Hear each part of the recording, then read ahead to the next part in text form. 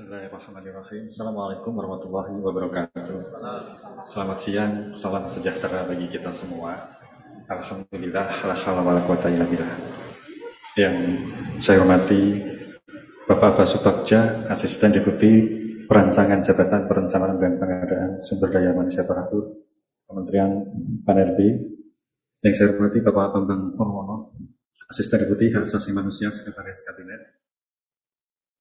Yang saya hormati Ibu Direktur Jabatan ASN, Direktur Kompensasi, Direktur Peraturan Undang-Undangan, Kepala Pusat Pembinaan Jabatan Fungsional Kepegawaian, kemudian Kepala Pusat Pengkajian Manajemen ASN. Yang saya hormati Bapak Ibu Kepala Biro SDM yang hadir atau yang mewakili.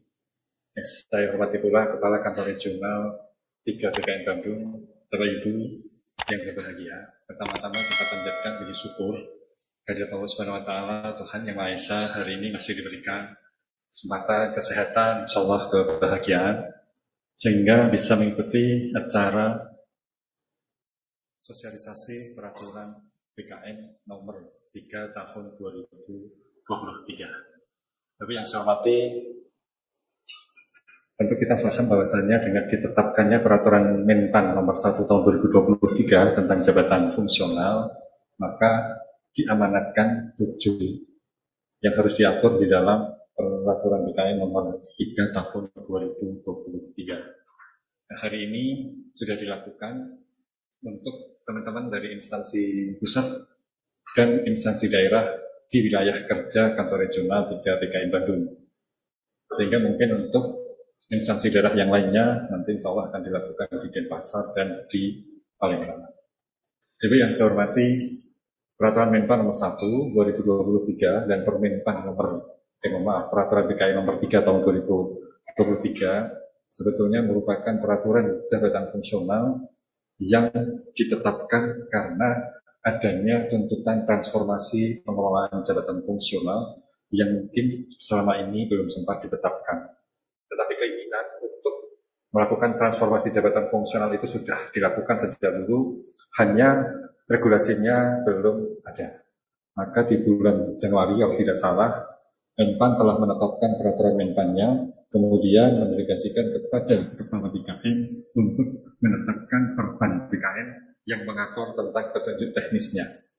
Nah, Bapak yang saya hormati, mungkin usia Permenpannya itu kurang lebih sudah hampir 8 bulan. Sementara untuk yang perbannya memang belum lama ditetapkan, karena pada saat penetapan perban itu diskusinya memang tidak semudah yang kita bayangkan. Banyak sekali masukan-masukan yang diberikan oleh teman-teman Menpan maupun oleh instansi pembina jabatan fungsional.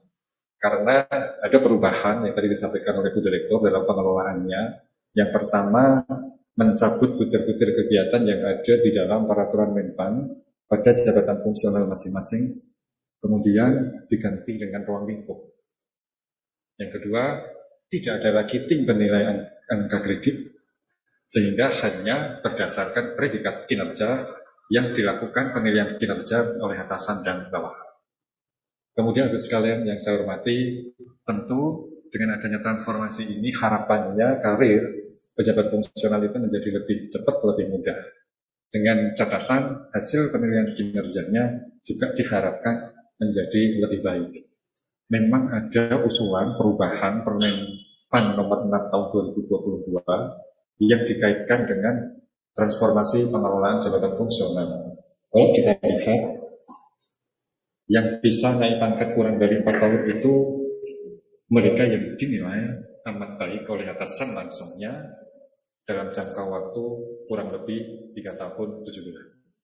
Tetapi mereka yang selama ini disibukkan dengan mengumpulkan angka kredit, maka dengan transformasi ini harapannya mereka fokus pada pekerjaan sehingga target kinerja organisasi bisa tercapai dan kinerja individu bisa berkontribusi terhadap pencapaian target organisasi tersebut.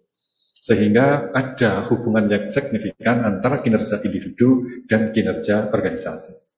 Yang kedua, untuk mereka yang memilih karir jabatan fungsional, harapannya akan mengalami perubahan batas usia pensiun. Karena untuk jabatan fungsional itu dimungkinkan menurut undang-undang sampai dengan 70. Ada yang 65, sesuai dengan jabatan fungsionalnya dan jenjang jabatan fungsional yang diduduki. Kemudian dibuka peluang juga untuk bisa menempatkan para pejabat fungsional yang selama ini di tempat bekerja tidak memungkinkan diperoleh angka kredit karena masih menggunakan butir-butir kegiatan.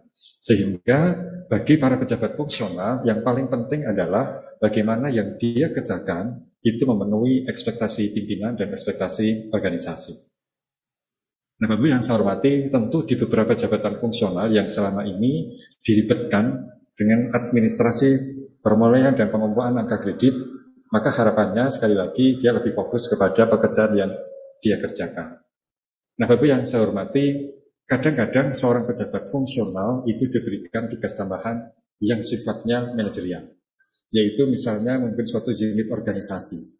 Maka ketika kita menggunakan penilaian angka kredit itu dengan mengkonversikan hasil penilaian kinerja atau predikat kinerja itu menjadi lebih mudah. Kalau kita lihat bahwa seorang kepala sekolah itu masih wajib untuk melakukan proses belajar mengajar, tetapi karena intensitasnya tidak banyak, susah dia mengumpulkan angka kredit. Seorang dokter katakan dia diberikan tugas tambahan yang lain, memimpin unit organisasi atau dosen, menjadi dekan atau menjadi rektor, ketika masih menggunakan angka kredit itu susah mengumpulkan angka kredit sehingga pangkatnya terhambat.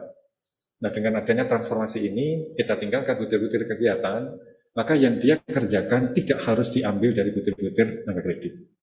Yang pasti, ketika menyusun rencana kerja di awal yang dituangkan di dalam SKP, itu sudah disepakati antara atasan dengan bawahan, bahwa yang dia kerjakan itu harus sesuai dengan ekspektasi organisasi dan ekspektasi atasan. Kalau selama ini, yang dia kerjakan tentunya berdasarkan butir-butir kegiatan yang kadang-kadang tidak berkaitan langsung dengan kinerja organisasi. Sehingga yang dikerjakan pejabat fungsional itu bukan mengacu kepada target kinerja organisasi, tetapi bagaimana mereka bisa naik pangkat, naik jabatan yang lebih tinggi. Itu tidak salah karena itu adalah karya. Tetapi yang menjadi masalah, kenapa dia karirnya cepat sementara kinerja organisasinya tidak secepat karirnya? Karena butir-butir kegiatan yang selama ini dikerjakan belum tentu berkontribusi terhadap capaian kinerja organisasi. Nah, Bapak yang saya hormati tentu memahami peraturan nomor 1 dan perbandingan nomor 3 itu bisa menimbulkan tafsir yang beda-beda. Banyak sekali pertanyaan yang diajukan ke BKN, ya terutama di Direktorat Jabatan ASN. Ini terlihat ketika banyaknya permintaan untuk mensosialisasikan perban 3 ini untuk seluruh wilayah instansi kerja baik pusat maupun daerah. Sehingga kita berinisiatif untuk mengumpulkan Bapak Ibu semuanya, terutama di instansi pusat, untuk bisa mendengarkan, menindaklanjuti peraturan Menpan nomor 1 tahun 2023 dan Perban BKN nomor 3 tahun 2023. Nah, kita paham Bapak Ibu semuanya, masa transisi ini tentu menimbulkan persepsi yang tidak sama. Kita masih punya waktu sampai dengan Desember untuk melakukan integrasi angka kredit sebelum nanti dilakukan konversi. Tahun 2023 tidak boleh lagi menggunakan angka kredit yang konvensional. Kita tinggalkan karena berlakunya Permenpan 1 tahun 2023 itu mulai Juli 2023. Sementara untuk integrasinya diperpanjang sampai dengan 31 Desember 2023. Kami tidak ingin masa transisi ini justru merugikan para pejabat fungsional. Apalagi ketika tahun 2022 sudah melakukan kegiatan-kegiatan berdasarkan atau butir-butir kegiatan tetapi belum sempat dinilaikan angka kredit. Maka itu dimungkinkan sepanjang belum pernah dituangkan dalam penilaian angka kredit. Tapi untuk kegiatan tahun 2023 tentu kita paham kita sudah menggunakan Permenpan 1 dan Perban BKN nomor 3 tahun 2023. Nah, Bapak yang saya hormati, tahun depan yang sudah mulai berlaku peraturan BKN nomor 4 tahun 2023. Ada perubahan masa kenaikan pangkat dari 2 kali setahun menjadi 6 kali setahun.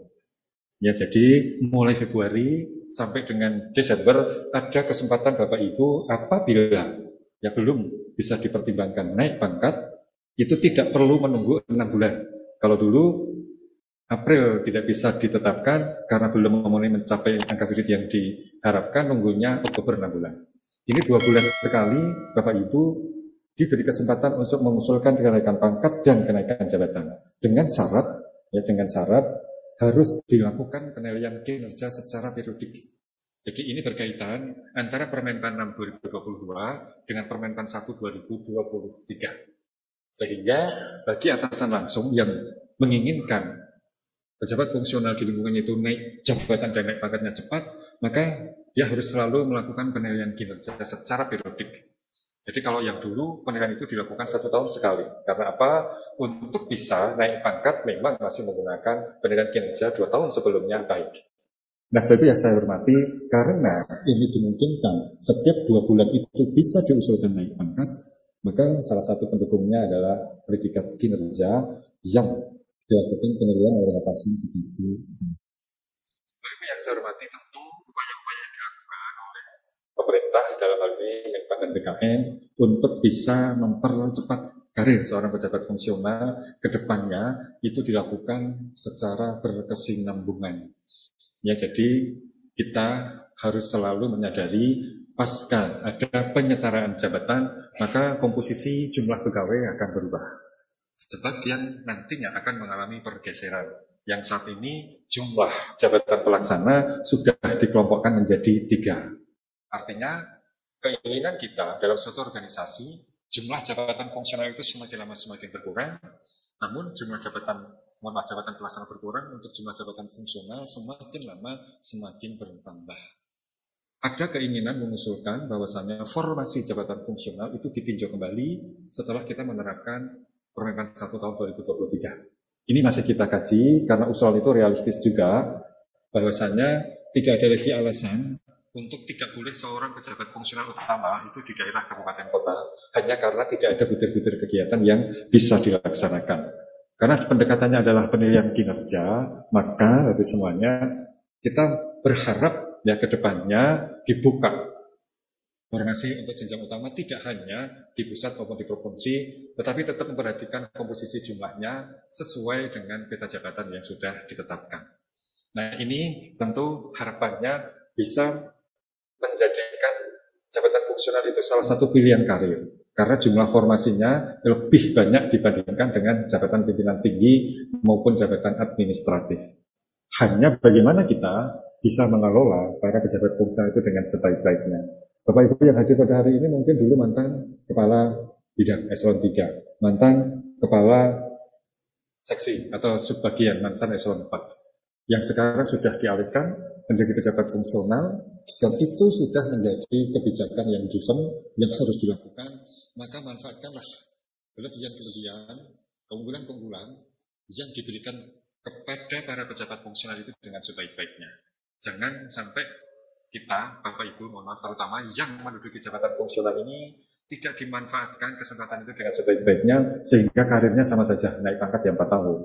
Kemudian PUP-nya hanya 58. Sementara dibuka ruang bisa sampai dengan 60. Nah, Bapak yang saya hormati, tentu harapannya acara pada hari ini itu bisa memberikan pemahaman kepada kita semua, kepada Bapak Ibu, para pengelola kepegawaian, Bapak Ibu yang berada di instansi yang ditunjuk sebagai instansi pembina jabatan fungsional. Kami berharap nanti sekembali dari acara ini, mohon untuk ditindaklanjuti. Ya, bagaimana caranya supaya informasi ini sampai kepada para pejabat fungsional. Karena keterbatasan kami tidak mungkin bisa melayani semua pejabat fungsional seluruh Indonesia. Nah, kami mencoba menyiapkan sebuah instrumen, sistem aplikasi nantinya untuk bisa membuka konsultasi melalui chat Bapak Ibu semuanya yang berkaitan dengan kepegawaian, termasuk salah satunya jabatan fungsional kepegawaian. Sehingga ini mohon maaf, sehingga informasi itu tidak hanya berhenti pada instansi. Ya, contoh ketika mengusulkan kenaikan pangkat. Selama ini ya mungkin ya kalau menanyakan kepada instansinya, BKD-nya, itu dijawab sudah ke BKN. Belum tentu titik itu ada di BKN. Maka kita harus terbuka. Ya, instansi di PNS dimungkinkan sesuai arahan Pak Menteri kemarin mengecek statusnya, progresnya ketika dia diusulkan naik pangkat. BKN sudah melakukan beberapa percepatan pelayanan, naik pangkat, pensiun, dan pindah wilayah kerja. Naik pangkat itu 2 hari harus selesai, sepanjang semua bahan itu sudah lengkap. Bahkan kita sudah mencoba melakukan monitor setiap harinya. 98% memang sudah kurang dari 2 hari. Nah, ini terobosan yang dilakukan oleh BKN atas saran Pak Menteri untuk meningkatkan kualitas pelayanan kepada para PNS, tidak hanya pada kepala. Ini banyak sekali mereka mengajukan buruknya pelayanan ini kepada Ombudsman. Kami sering menerima keluhan, surat dari Ombudsman, tidak hanya kepada BKN, tapi tembusan ke BKN, tetapi juga kepada para pegawai yang ada di instansi di luar BKN. Nah, inilah yang perlu kita perbaiki, Bapak semuanya. Karena apa? Karena memang kewajiban seorang pengelola kepegawaian itu harus memberikan excellent service kepada para PNS di lingkungan Bapak Ibu semuanya. Bapak Ibu yang saya hormati, mungkin itu yang bisa saya sampaikan. Saya mengucapkan banyak terima kasih Bapak Ibu khusus kepada Pak Abah yang mungkin hadir secara luring atau diwakili oleh Pak Samsul nanti. Pak Bambang yang bisa hadir secara fisik, Pak Bambang ini mitra kami ketika kita harus membuat regulasi. Selama ini dibantu betul oleh Pak Bambang. Bapak Ibu semuanya, Bu Direktur, Pak Kapus, Pak Direktur, Bapak Ibu yang hadir pada hari ini, kita kontak mungkin kalau hadir secara luring, ya. Kami mohon bantuannya. Pokoknya kewajiban kita, baik itu di BKN maupun di instansi, untuk memberikan pelayanan yang terbaik bagi PNS, karena itu menjadi tanggung jawab kita sebagai pengelola kepegawaian. Saya mohon maaf apabila dalam sambutan ini ada hal-hal yang tidak berkenan di hati Bapak Ibu semuanya. Saya akhiri dari semuanya, namun demikian dengan mengucapkan Bismillahirrahmanirrahim, maka sosialisasi peraturan BKN nomor 3 tahun 2023 secara resmi saya nyatakan dibuka.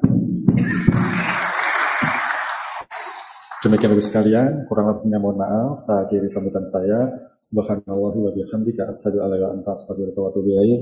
Bila taufiq wallahu, assalamualaikum warahmatullahi wabarakatuh.